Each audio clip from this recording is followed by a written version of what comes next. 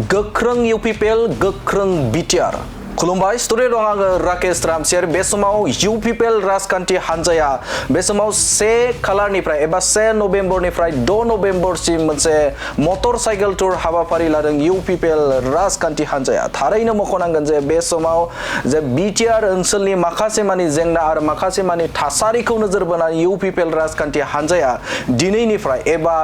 पदबतजरानिफ्राय जागायनानै गहपुरसिम जे motor cycle tour हाबाफारिया दिनै जागायबाय आरो बे समाव इउपिपिएल राजखान्थि हान्जानिफ्राय मोनसे फोसाव बिलाइ फोसावनाय जादों आरो बे फोसाव बिलाइ बिथांमोना मा बिथांखि लानानै बे हाबाफारिखौ लादों नोंथांमोननो बे समाव फरायनानै फोरमायनो थाखाय आखायाव लादों। इउपिपिएलनि बिटिआर नाङै मटर साइकेल दावबायनाय गोख्रों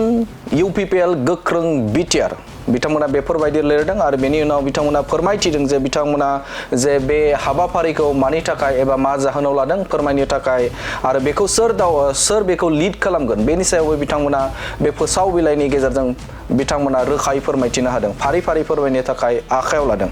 इउपिपिएलनि मावथिफोरा पदबतजरानि काजिगावनिफ्राय जागायनानै बिटिआरनि सानजा जोबथा सिमा गहपुरसिम गोख्रों इउपिपिएल गोख्रों बिटिआर आयदाखौ बिथा होनानै मटर साइकेल दावबायनाय हाबाफारि लानाय जादों जे बिथांमोना जे गोख्रों इउपिपिएल आरो गोख्रों बिटिआरनि मोनसे बिथांखिनि गेजेरजों बे समाव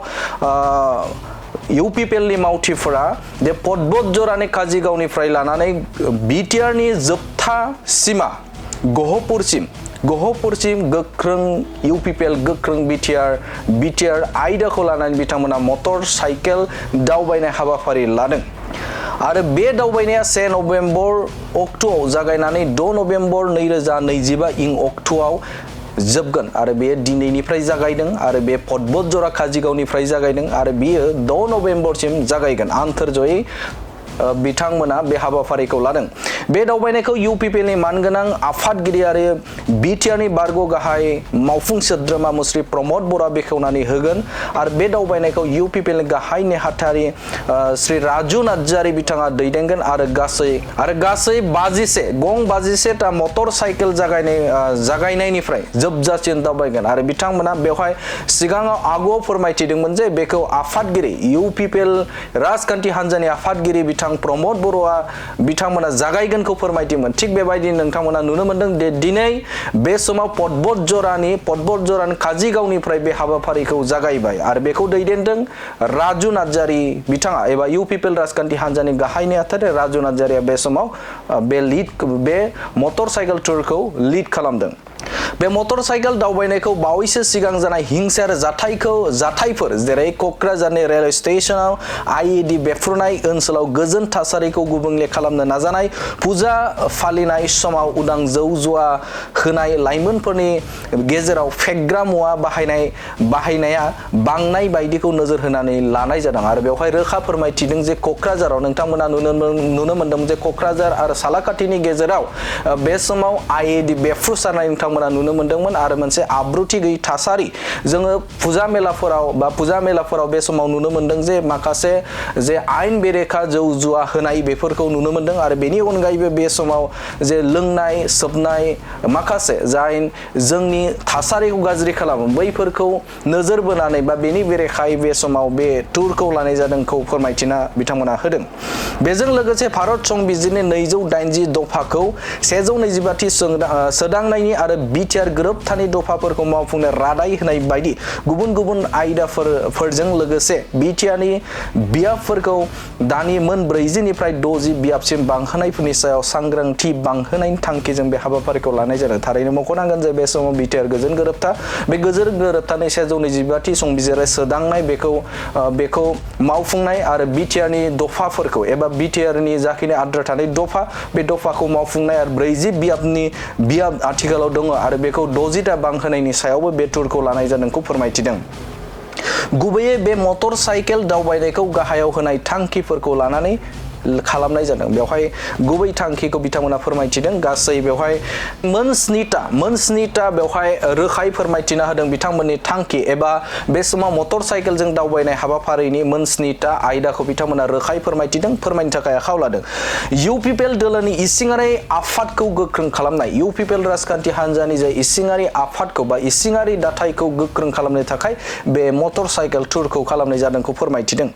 रुंसारि जुबिन गार्डनि न्याय मोननाय नोंथांमोना मिथिगौदि आसाम नाङै दे जुबिन गार्डनि थार बिजिरनायखौ नोजोर बोनानै बे समाव गुबुन गुबुन राजखान्थि हान्जाजों लोगोसेनो समाजारि आफाद आरो रायजो नाङैनो बे समाव जास्टिस फर जुबिन गार्डखौ नोंथांमोना लिरनायखौ नुनो मोनदों आरो बेनि अनगायैबो बे समाव थार बिजिरनायखौ नागिरदों थिग बेबायदिनो UPPL राजखान्थि हान्जायाबो बे मटर साइकेलनि गेजेरजों बे हाबाफारिखौ लानायनि थाखाय बिथांखिखौ लादों एबा बे समाव जुबिन गार्डनि न्यायनि थाखाय बे रेलियाबो होननानै फोरमायथिदों भारत संबिजिरनि 280 दफाखौ 125 थि सोदांनायनि सोमोन्दै सांग्रांथि लाबोनाय आरो बे समाव 280 दफाखौ 125 थि संबिजिर सोदांनायखौ बे समाव पार्लियामेन्टआव लाबोनायनि थाखाय सांग्रांथियारि मोनसे हाबाफारि एबा बे समाव बे आयदाखौ बिथांमोना सोफादेरनाय जानायखौ नुनो मोनदों बिटिसिनि बियाबनि अनजिमाखौ दानि 40 निफ्राय 60 सिम बांहोनो थाखाय UPPL नि मावसुमाफोरनो फोरमायथि होनाय बे समाव बिटिसिनि बियाबफोर आथिखालाव 40टा बियाब दं आरो बेनि अनगायै 60टा बानायनायनि थाखाय जाखिनि UPPL नि दैदेनगिरिफोर दङ UPPL नि जाय अनसायग्रा बिथांमोन दं बिथांमोननो जे रोखायै फोरमायथिना होनाय जे बेनि गेजेरजों जे 40 आथिखालाव बियाब दं बेखौ 60टा खालामनायनि थाखाय बे समाव बे मटर साइकेल टुरा होनना फोरमायथिदों फोरबो फालिनायनि मुङाव जानाय उदां जुवा गेलेनायखौ होबथानो थाखाय UPPL नि मावथिफोरखौ थियारि खालामनाय आरो बेनि अनगायै जे फोरबोफोराव जायखिजाया फुजा मेलाफोर नोंथांमोना नुनो मोनदों जे बावैसो सान सिगांफोराव बे सम फुजाफोर जादों बे फुजायाव अपेनै बे समाव गुबुन जे जुवा होनाय बे थासारिखौ नुनो मोनदों आरो बेखौ नोजोर बोनानै होबथानायनि थाखाय एबा बे समाव रायजो राजाफोरखौ सांग्रांथि होनो थाखाय बे हाबाफारिखौ एबा मटर साइकेल टुरखौ लादोंखौ फोरमायथिदों बिटिआरआव लाइमोनफोरनि गेजेराव फेग्रा मुवा बाहायनायनि बांबोनाय जेंनानि सायाव दोलोनि मावथिफोरनि गेजेराव सांग्रांथि लाबायनाय आरो बे समाव UPPL राजखान्थि हान्जाया जे बिटिआरनि ओनसोलफोराव फेग्रा मुवा बाहायनायफोरखौ बांहोनायनि जेंनानि सायाव दोलोनि मावथिफोरखौ सांग्रांथि खालामनायनि थाखाय बे मटर साइकेल टुरखौ खालामनाय जादोंखौ फोरमायथिदों 2020 मायथाइनिफ्राय 2025 मायथाइसिम श्री प्रमोद बर'नि दैदेननाय UPPL सरकारनि जाफुंसारनायफोरखौ फोसावनाय आरो बे समाव UPPL राजखान्थि हान्जाया थांनाय 2020 मायथाइनिफ्राय 2025 मायथाइसिम बिथांमोननि जे सरकाराव थानाय समाव खामानि मावनायफोरखौ रायजो राजाफोरनो बे समाव फोरमायथिनायखौ बिथांमोना बे टुरनि गेजेरजों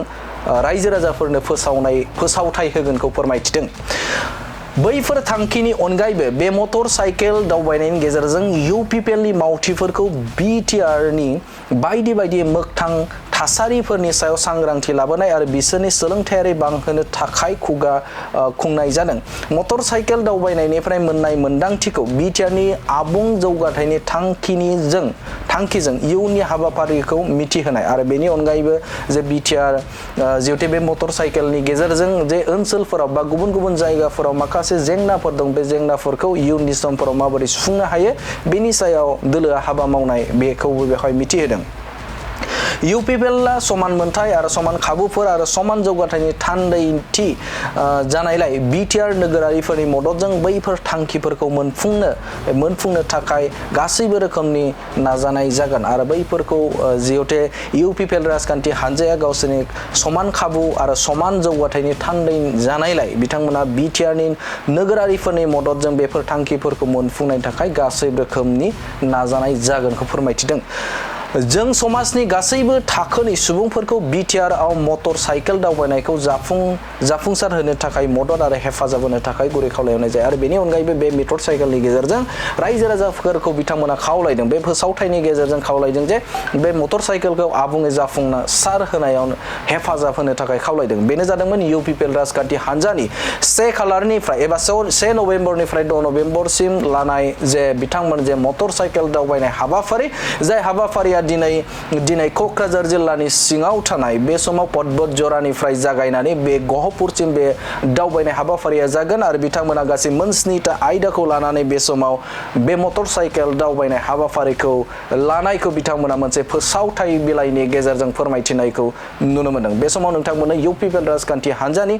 मटर साइकेल टुर एबा मटर साइकेल दावबायनाय हाबाफारि बे हाबाफारिनि सोमोन्दै नोंथांमोननो सिगाङाव आबुङै फोरमायथिना होबाय। गोजोन्थों।